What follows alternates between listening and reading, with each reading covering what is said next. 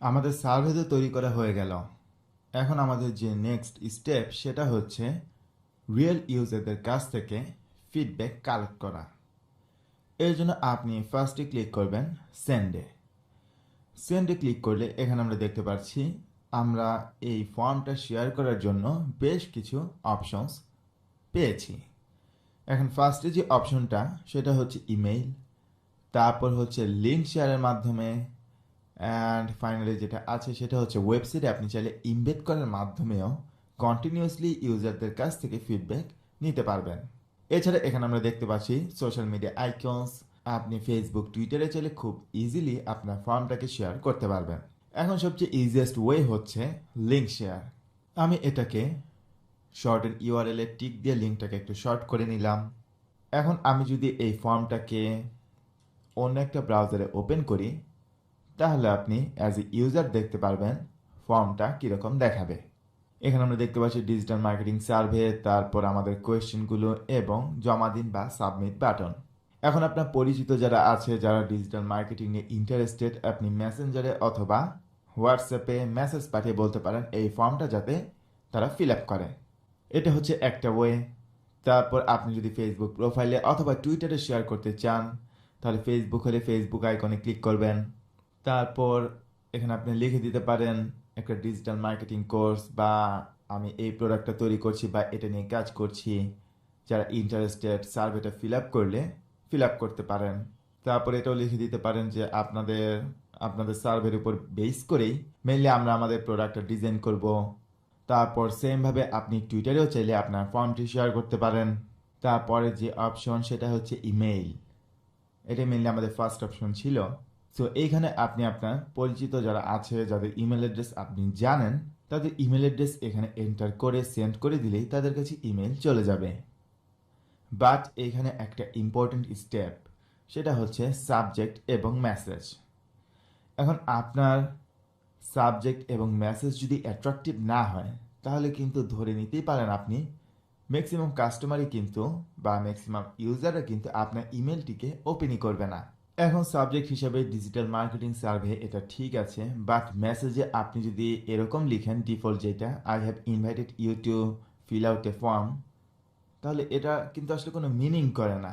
বর্তমান সময়ে কিন্তু আমাদের সবার কাছেই কিন্তু প্রতিদিন প্রচুর নেসেসারি আননেসেসারি ইমেইল আসে, আর আপনি যদি এরকম টাইপের একটা মেসেজ সেন্ড করেন তাহলে আপনি 90% শিওর থাকতে পারেন আপনার ইমেলটি দেখলেও ম্যাক্সিমাম মানুষই ওপেন করবে না। এখন সেই ক্ষেত্রে আপনি মেসেজটি কীরকম দিবেন? আপনি মেসেজটি, যেহেতু এটা ডিজিটাল মার্কেটিং সার্ভে, আপনি এরকম মেসেজ দিতে পারেন যে I am creating a new course for you and I would love your feedback. এটা যদি লেখেন তাহলে যারা ডিজিটাল মার্কেটিং নিয়ে যারা ইন্টারেস্টেড তারা কিন্তু এই মেসেজটি পড়ে আপনার ফর্মটি ওপেন করবে এবং ফিল আপ করবে, কারণ তারা ডিজিটাল মার্কেটিং টাইটেল দেখে বুঝবে এটা ডিজিটাল মার্কেটিং রিলেটেড। আর আপনি যেহেতু ইনস্ট্রাক্টর এবং বলছেন নতুন একটা কোর্স তৈরি করবেন, তাহলে যারা অনলাইন কোর্স করার মতো যাদের মেন্টালিটি তারা কিন্তু অবশ্যই এটা ওপেন করে একটা ফিডব্যাক জানাবে, কারণ তারা জানে যে তাদের ফিডব্যাকগুলোর উপর বেস করে আপনি মূলত কোর্সটি তৈরি করবেন। আর এই মেসেজের মধ্যে কিন্তু আপনি এরকম একটা বার্তাই তাদেরকে দিচ্ছেন।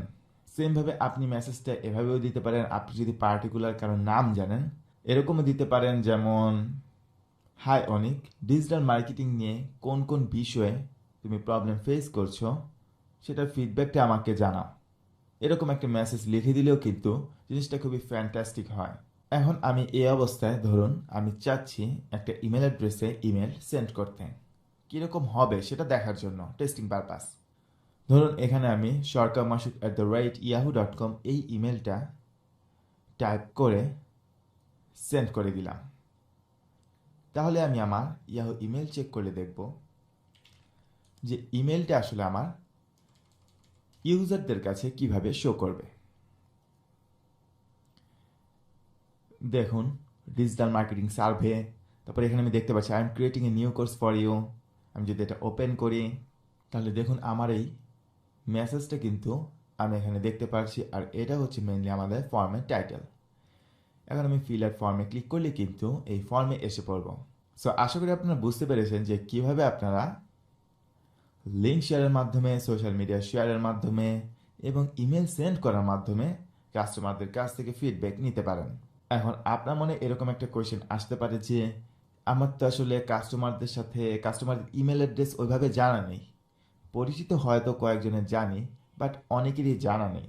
সো সেই ক্ষেত্রে আপনি যেই কাজটা করতে পারেন, আপনার যদি লিঙ্কডইন অ্যাকাউন্ট থাকে এবং অনেক কানেকশন থাকে, তাহলে আপনি এটা লিখে সার্চ দিবেন এক্সপোর্ট কানেকশনস ফ্রম লিঙ্কডইন।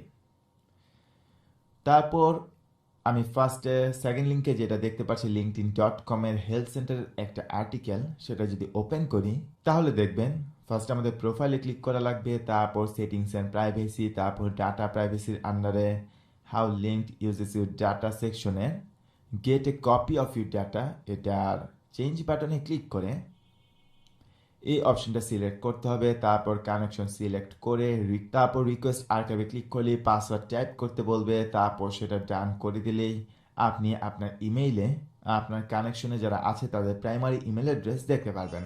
এখন প্র্যাকটিক্যালি যদি এই জিনিসটা দেখানো লাগে, প্রসেসটা আসলে প্রিটি ইজি।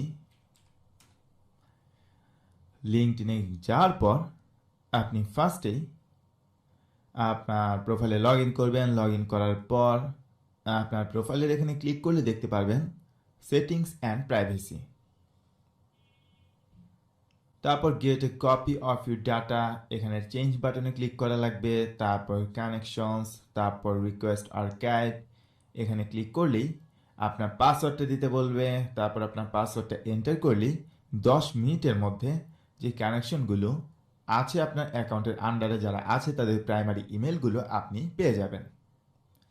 এখন আপনি যদি লিঙ্কডইন ইউজ করে না থাকেন, সেই ক্ষেত্রে হয়তো কানেকশন জিনিসটা কি সেটা বুঝতে পারছেন না, বাট ডোন্ট ওয়ারি, লিঙ্কডইন সেকশনে আমরা লিঙ্কডইনের ব্যাপারে ইন ডিটেলসে সব কিছু আপনাদেরকে শিখাবো। বাট ইন শর্ট, লিঙ্কডইনের কানেকশনের প্রাইমারি ইমেলগুলো আপনি কিন্তু এভাবে কালেক্ট করতে পারেন, আর তারপর আপনি তাদেরকে ম্যানুয়ালি ইমেল সেন্ড করে করে তাদের কাছ থেকে কিন্তু সার্ভে চাইতে পারেন। আর লিঙ্কডইনে আরেকটা মজার ব্যাপার হচ্ছে, আপনি কানেকশনে তাদেরকে অ্যাড করার পর আপনি কিন্তু তাদের সাথে চ্যাট করতে পারবেন। আর চ্যাট করার মাধ্যমে আপনারা কিন্তু খুব ইজিলি ইমেল সেন্ড না করেও আপনারা কিন্তু এভাবে চ্যাটের মাধ্যমে ইউজারদের কাছ থেকে এই সার্ভের ফিডব্যাকগুলো নিতে পারবেন। তারপর আপনারা ফিডব্যাক কালেক্ট করার জন্য চলে যেতে পারেন ফেসবুক গ্রুপগুলোতে। আমরা সবাই জানি আমরা কিন্তু অনেকেই অনেক ধরনের গ্রুপে জয়েন আছি।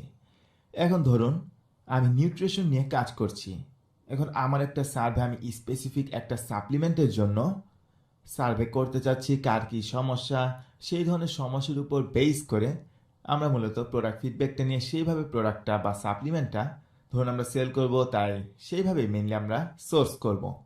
এখন সেই ক্ষেত্রে আপনি রিয়েল ইউজারদের কাছ থেকে ফিডব্যাক কিভাবে পাবেন? এর জন্য আপনার যে কিওয়ার্ড নিউট্রিশন এখানে লিখে সার্চ বক্সে যদি নিউট্রিশন লিখে সার্চ দেন, তারপর গ্রুপসে যদি যান, তাহলে দেখবেন নিউট্রিশন রিলেটেড অনেক অনেক ফেসবুক গ্রুপস কিন্তু আছে। তেমনিভাবে আপনি যদি জিমের সাপ্লিমেন্ট সেল করেন, অথবা আপনি যদি কোনো ফাইন্যান্স নিয়ে কাজ করেন, এই কিওয়ার্ডগুলো লিখে সার্চ দিলেই তারপর গ্রুপস ট্যাবে আসলে দেখবেন সেরকম টার্গেটেড গ্রুপগুলো। তারপর আপনি এই গ্রুপগুলোতে জয়েন হয়ে নেবেন। আমি একটা গ্রুপে জয়েন আছি, প্রায় 1 লাখের উপর কিন্তু মেম্বার্স আছে। এখন আপনি তাদের কাছ থেকে একটা ফিডব্যাক কিভাবে নেবেন?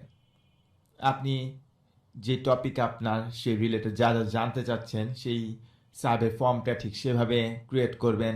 ক্রিয়েট করার পর এই জায়গায় কিন্তু সরাসরি আপনি লিঙ্কটা দিয়ে বলবেন না যে আমার সার্ভেটা পূরণ করো, তাহলে কিন্তু ম্যাক্সিমাম মানুষই করবে না। আপনি এভাবে বলবেন যে এই সমস্যাটা কাদের আছে, তারা কীরকম সমস্যা আসলে ফেস করছে, এটা আসলে আমি জানতে ইন্টারেস্টেড, এটার উপর বেস করে আমরা কাজ করতে চাচ্ছি, তো আপনাদের মতামত দরকার, এরকম একটা কথা, মানে একটা পজিটিভ ভাবে যদি আপনি পোস্ট দেন, তাহলে কিন্তু বড় বড় গ্রুপগুলো আপনার পোস্ট অ্যাপ্রুভ করবে।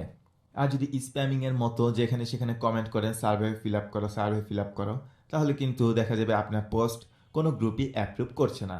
তাই পজিটিভ ওয়েতে আপনি যদি তাদের কাছ থেকে পোস্ট দেন আর কি গ্রুপগুলোতে, যে এই ধরনের ইনফরমেশনগুলো আপনি জানতে ইচ্ছুক, বা মার্কেটের অবস্থা কি, এই বিষয় নিয়ে আপনার কাজ করার প্ল্যান আছে।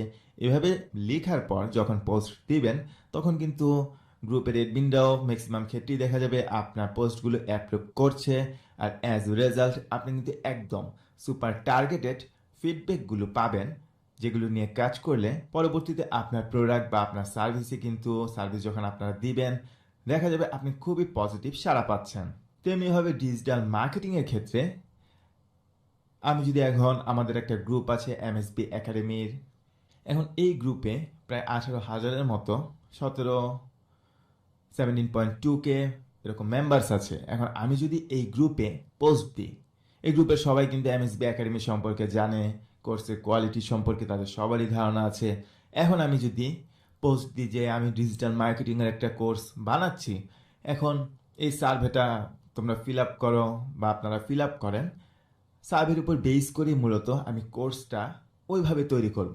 তাহলে কিন্তু যারা ডিজিটাল মার্কেটিং শেখার জন্য ইন্টারেস্টেড তারা কিন্তু খুবই সিরিয়াসলি এই সার্ভেটা ফিল আপ করবে, কারণ তারা জানে এই সার্ভেতে তারা যে মতামত দিবে সেই মতামতের মধ্যেই কিন্তু এই মতামতের উপর ভিত্তি করেই কিন্তু কোর্সটা সেভাবে বানানো হবে। তাই এভাবে কিন্তু আমি খুবই ইজি ওয়েতে একটা সার্ভে ফর্ম শেয়ার করার মাধ্যমে বুঝতে পারবো আসলে আমার এই কোর্স তৈরি করার ক্ষেত্রে কোন কোন স্পেসিফিক বিষয়গুলোতে বেশি জোর দেওয়া লাগবে। সো ফেসবুক গ্রুপ হচ্ছে একটা গ্রেট সোর্স সুপার টার্গেটেড কাস্টমারদের কাছ থেকে বা ইউজারদের কাছ থেকে সুপার স্পেসিফিক ফিডব্যাক কালেক্ট করার জন্য।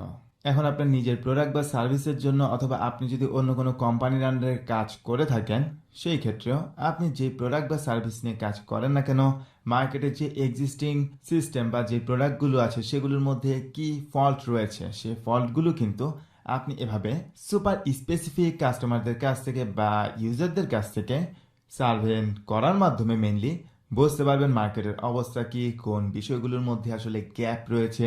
আর সেই প্রবলেমগুলো সলভ করার মাধ্যমেই কিন্তু আলটিমেটলি আপনি একটা সাকসেসফুল বিজনেস দাঁড় করাতে পারবেন বা ডিজিটাল মার্কেটিং করে সাকসেস পাবেন।